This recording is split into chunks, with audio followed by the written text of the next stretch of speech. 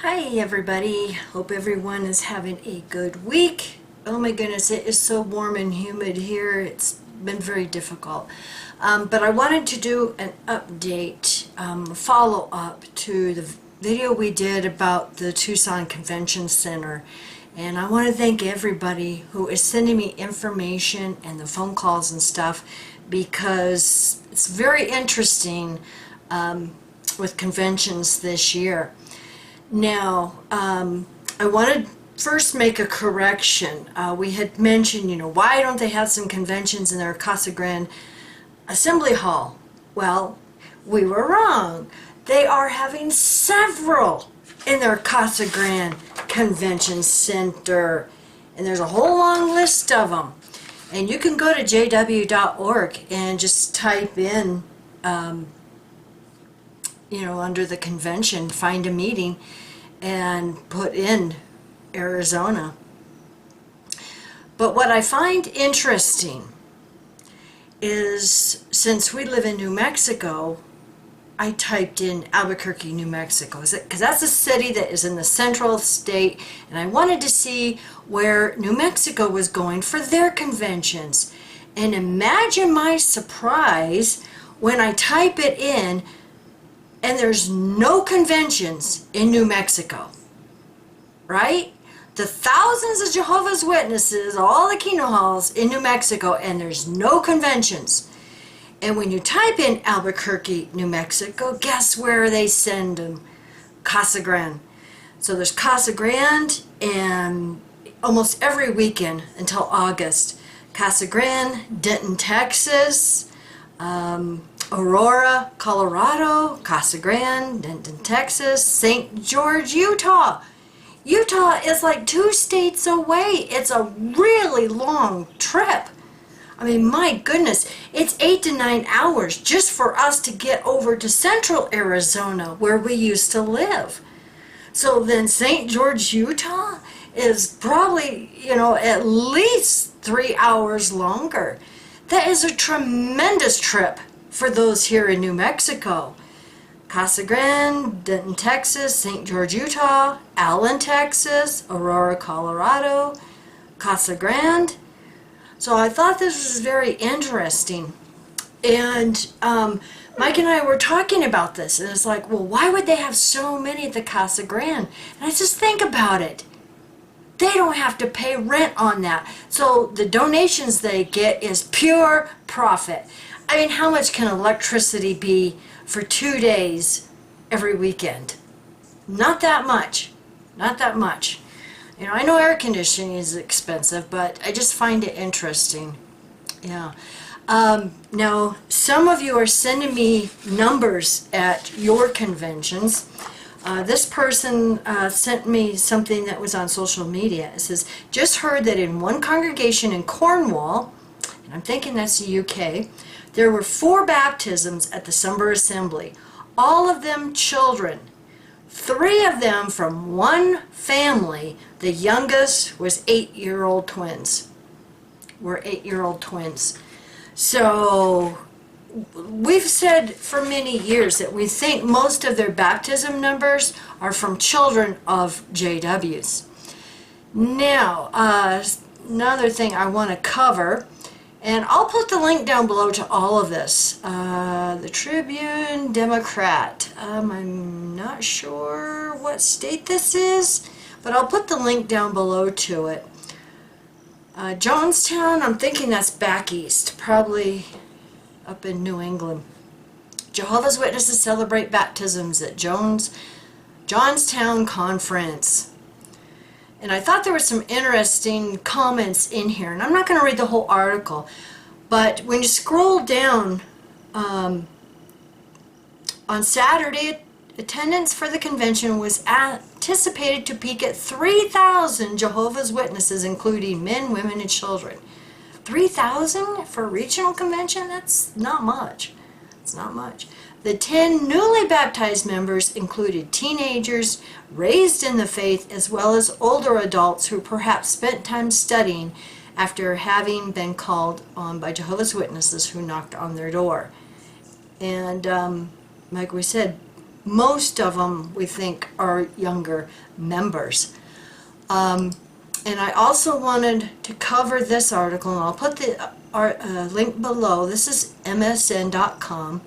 Now, this is in Philadelphia Inquirer, and regards to the ongoing investigation and abuse survivors. We bought a shredder. Jehovah's Witnesses accused of destroying CSA records. And we know that that happens a lot. And several years ago, we had several that said, you know, oh, well, they don't destroy records. Well, yeah, we have proof right out of the Australian Royal Commission that they do destroy records. One elder, Warren Brooks. Yeah, the survivor is Sarah Brooks. Be interesting to see if she's related. One elder, Warren Brooks, said if she contacted police, she would bring reproach on Jehovah's name. According to a lawsuit that she filed in June in Philadelphia Common Pleas Court against the Watchtower Bible Tract Society of New York, the witnesses' leadership. She had been publicly reproved, which means that they want the congregation to know that she did something wrong. And we know they've done that before. They will take these survivors and make them the cause. It's their fault, you know.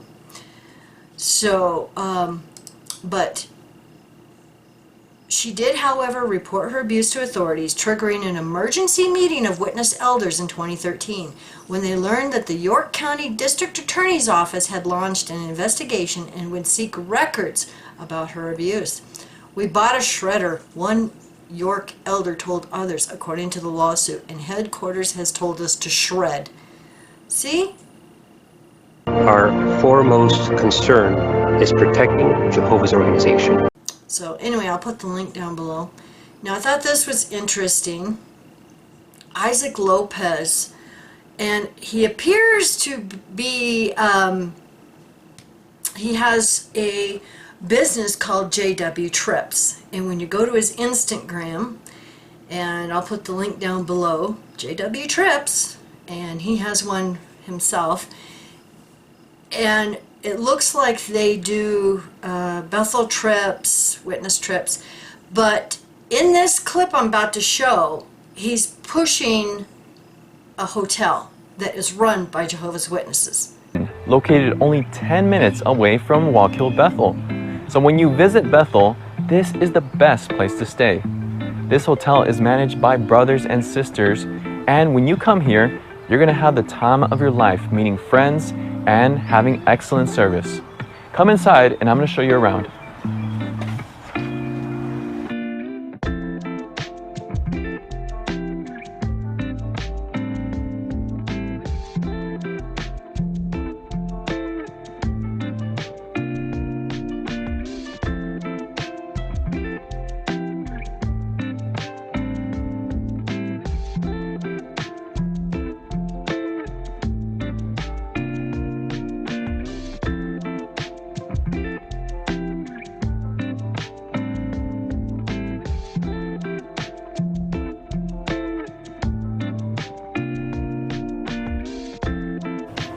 Hey, welcome friends. We're here at the Harvest Inn enjoying a cup of coffee, and we're here in this beautiful setting right behind us with the greenery. You can see how beautiful it is during this time. Now when you come to the Harvest Inn, this is a really relaxing setting. You can come out here with your family and friends. During the nighttime, they light up the lights here and you can hang out by the fire pit. So please enjoy yourselves as you come to the Harvest Inn.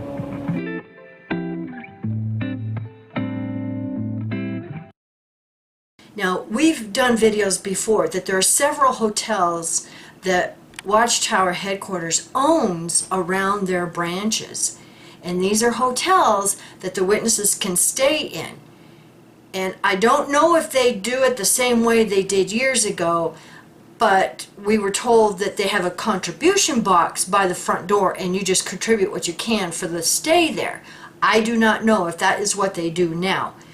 Knowing Watchtower, they probably charge the same as all other hotels. But it's interesting, he's doing a tour of this hotel and recommending it. And I'm also going to put a link down below to a couple of videos that Vinnie Vincent did. And thank you, Vinnie, because he has done a public service announcement. Bible Bully Bobby, he's back. And without going too much into it, I'm just going to say he came after us in that whole group of Bible bullies about 4 or 5 years ago and said we blasphemed against God for the videos we were doing against the Bible. And it appears now he is doing the same kind of videos. So where are all those other Bible bullies attacking him now? I don't see it down in the comments. So anyway, thank you, Vinnie.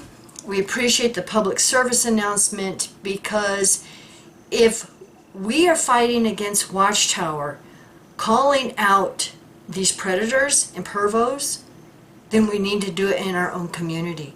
And that's what we've been doing. And we would be hypocrites if we didn't.